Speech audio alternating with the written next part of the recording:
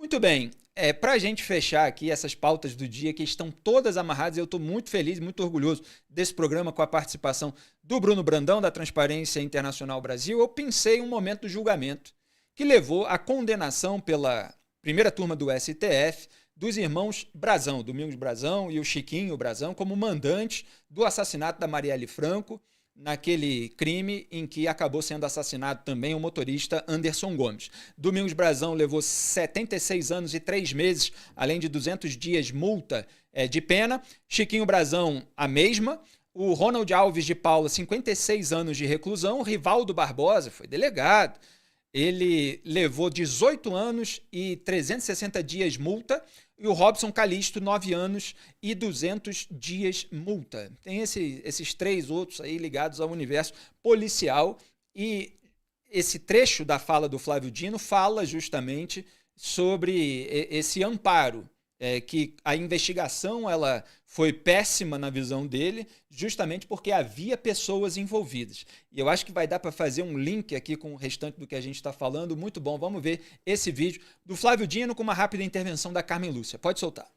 Durante muito tempo se dizia o crime organizado de São Paulo é diferente do Rio. Se isso foi verdade em algum momento, não mais o é. As operações mostram que as lavanderias de dinheiro com nomes de fundos, de fintechs e etc., são as mesmas para a corrupção e para o crime armado de tráfico, de milícia. Então, nós temos um bloco criminoso. E esse bloco criminoso faz monitoramento de cenários, e foi exatamente o que aconteceu nesse caso, antes dos 2 últimos elementos. Ouço com alegria a ministra Carmen. Não, era apenas um comentário. Eu agradeço muito sempre a gentileza de Vossa Excelência, ministro. Se não fosse no centro e não periférico, com certeza não se teria a eficiência, entre aspas, que se tem hoje no crime organizado. Porque é este núcleo central, com presença, como diz Vossa Excelência, no centro do poder, que faz com que se garantam essas práticas. Vossa Excelência quase que antecipa e, portanto, tira o valor do último elemento que eu iria apontar, que é exatamente esse, como Vossa Excelência fez com mais brilho. O nono e penúltimo Marielle estava fazendo reuniões em comunidades? Sim, estava.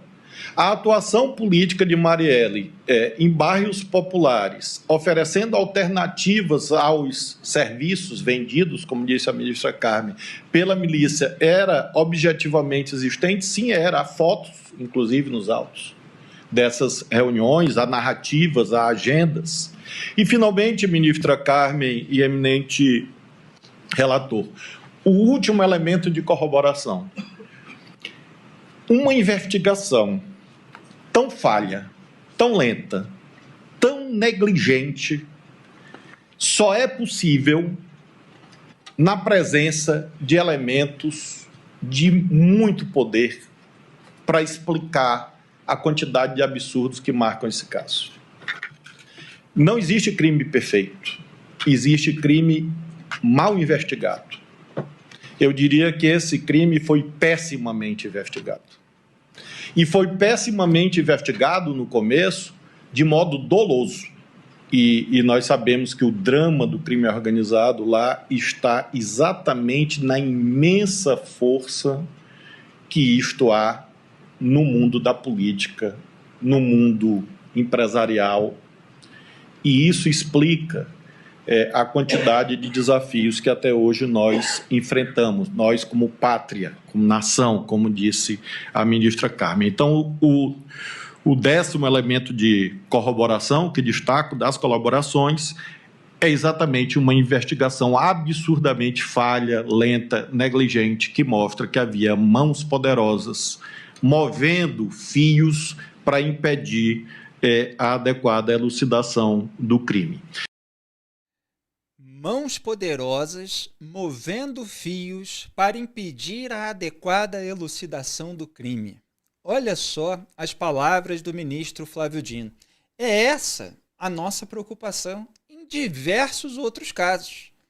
Que bom que nesse caso, a investigação avançou, se descobriu quem estava obstruindo as investigações, se chegou a uma condenação de mandantes, de policiais envolvidos, etc. Agora, é preciso que as altas autoridades da República olhem também no espelho, olhem para o próprio umbigo em relação, não estou dizendo que os casos são iguais, de nada, mas em relação a esse movimento de fios que muitas vezes impedem a elucidação de crimes, principalmente quando os suspeitos são altas autoridades da República. Então, só para lembrar, para quem não acompanhou no programa de ontem, a Procuradoria-Geral da República, por meio ali do vice-PGR, falou que a Marielle ameaçou os currais eleitorais dos irmãos Brazão. Os irmãos Brazão eram mancomunados ali com milícias e a Marielle estava incomodando, então houve essa ordem de assassinato. Bruno Brandão, para a gente fechar, o que você destaca disso tudo? Porque eu acho que esse caso, de uma outra maneira, de um outro jeito, mostra um dos grandes problemas do Brasil, que é do que a gente está tratando, que é a junção do crime organizado com o poder público.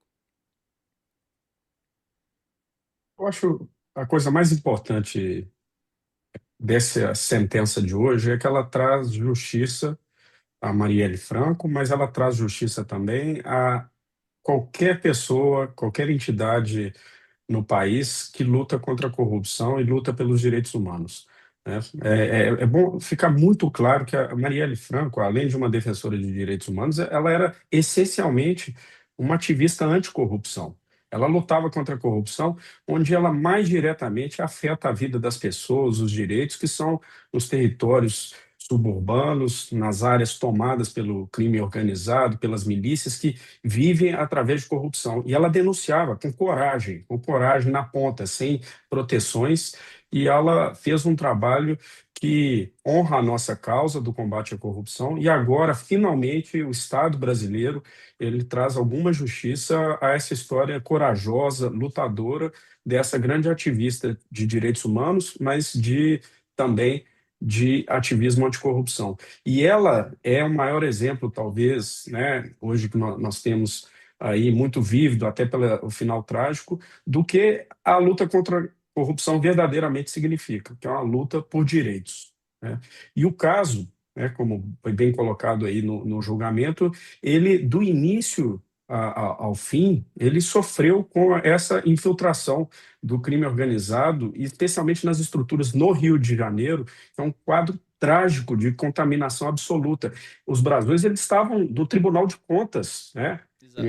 Aquele caso na Furna da Onça, a operação, já há quase 10 anos expôs toda a corrupção. Praticamente todos os ministros do Tribunal de Contas, os conselheiros do Tribunal de Contas, foi a Operação foram Quinto presos. do Ouro, que atingiu o Tribunal Quinto de do Contas Ouro e a do Furna da Estado do Onça, Rio. A exatamente. Operação Furna da Onça atingiu os Você que tem deputados uma estaduais memória... da Alerj, mas eram coisas assim muito Isso. parecidas, até porque os Brasão foram da Vinculados Alerj mesmo. também. Exatamente. Mas você tem razão com essa precisão aí das operações. Mas se nós formos ver o resultado, estão todos impunes e recebendo salário do Tribunal de Contas.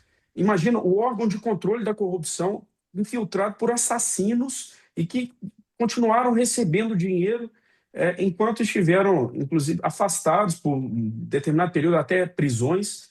É uma história muito trágica e visceral da infiltração do crime organizado, da corrupção, que é o exemplo do Rio de Janeiro, que chega a Brasília e está presente também na maioria dos estados, se não todos eles, né? Então é uma história, em primeiro lugar, para honrar essa lutadora contra a corrupção, que foi Marielle Franco, mas também um alerta muito importante para nos darmos a clareza de quão sequestrado, aliciados estão as autoridades públicas brasileiras pelo crime organizado.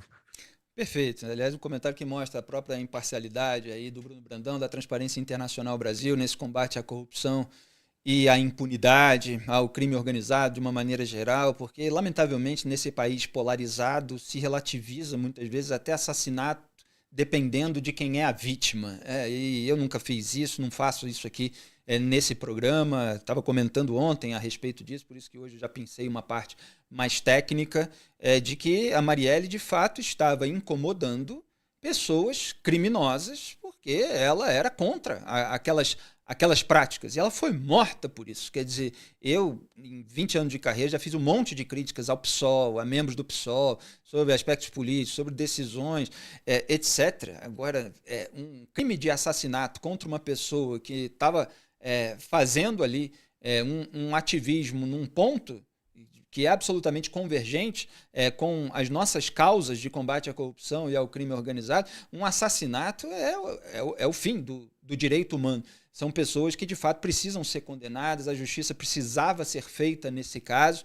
Claro que a gente sabe que existem outros assassinatos no Brasil que não ganham a devida repercussão, mas que bom que pelo menos, levou a uma solução, pelo menos comparativamente a muitos outros casos, nem tão demorada assim, porque nesse país a justiça é tão lenta que quando a gente vê uma condenação, a gente fala, nesse caso, até que não ficaram décadas, mas foi bastante tempo. A justiça continua sendo lenta no Brasil.